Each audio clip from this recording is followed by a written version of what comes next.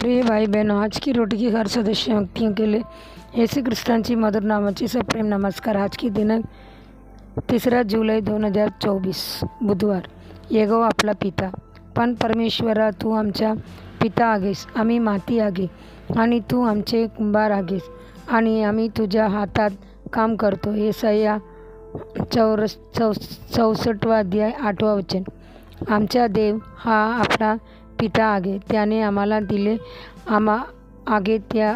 त्याला आप असे मनासाठी पसंतचा आत्मा म्हणून तो आपल्याला प्रेम करता आणि सर्व फायदे अनुदान उत्तम प्रकारे। येशू ख्रिस्ताने आपल्या शिष्यांना प्रार्थना करण्यास शिकवले, तेव्हा काही सर्वात आपल्या पित्याने प्रार्थना सुरू करण्यासाठी त्याने शिकवले। वर्तमानामध्ये आम्हाला येशू सापडतो, बरोबर उल्लेख करणे आपले वडील आणि तुमच्या स्वर्गीय वडील अनेक प्रसंगी। एक उच्च एखादा राजा अधिकृत शाळेसाठी अंत केले मुले, त्याने होती निरीश्वरादी आणि देशपूर्ण त्याने बोलावले विद्यार्थीपैकी एक अंतियाला गाणे गाण्यास सांगितले। मुलगा एक अद्भुत गाणे गात येशू ख्रिस्ताबद्दल अधिकृतपणे राग आला। त्याने विद्यार्थीकडे पाहिले आणि विचारले, जर येशू ख्रिस्त एक प्रेमळ पिता आहे तर त्याने तुम्हाला आणले का गेले? त्याने विचारले। विद्यार्थी शांतपणे म्हणाला, माझ्या सर्वांची पित्याने हे देखील ठाऊक आहे, त्यांच्या शक्ती माझ्या कमजोरी मध्ये परिपूर्ण होईल। हा प्रतिसाद ऐकून अधिकृतपणे लाज वाटली।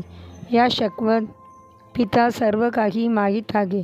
आपल्या अंतःकरणात अनेक वेळा आम्ही आश्चर्य आहे की काही गोष्टी आपल्याशी का होत आहेत, हे काही समस्या का ठेवतात, आम्हाला त्रास देत आहे, पण शाश्वत पिता सर्व काही माहीत आहे आणि जे लोक त्यांच्यावर प्रेम करतात त्यांच्यासाठी ते सर्व काही बदलतील।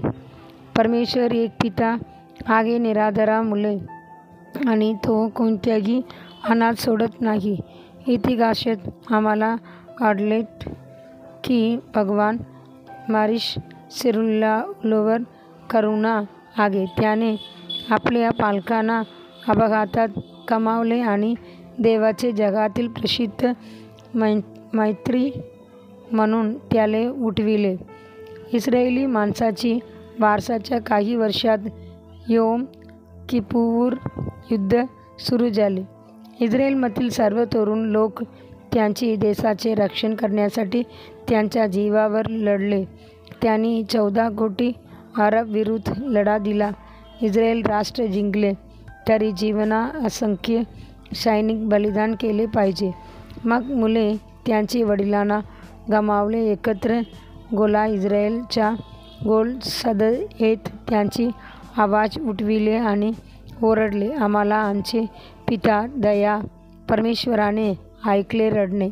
त्यानंतर अनाथ मुलांना इस्रायल लोकांना सर्व युद्धात विजय मिळवून पितृत्व बनले। परमेश्वर म्हणतो, तुझ्या अनाथ मुलांना सोड, मी त्यांना जीवित ठेवतो आणि तुझी विधवा माझ्यावर विश्वास ठेवतील। यिर्मया 49 अध्याय 1 वचन। पुढील ध्यानासाठी वचन। तो मला ओरडतो, माझा पिता आहेस, माझा देव आहेस आणि माझे तारण आहेस। स्तोत्र 69 अध्याय 26 वचन। दिवसासाठी बायबल वचन सकाळी आयुब 25 अध्याय 26 अध्याय 27 अध्याय। संध्याकाळी प्रेरितों की कृत्य 12 अध्याय। धन्यवाद।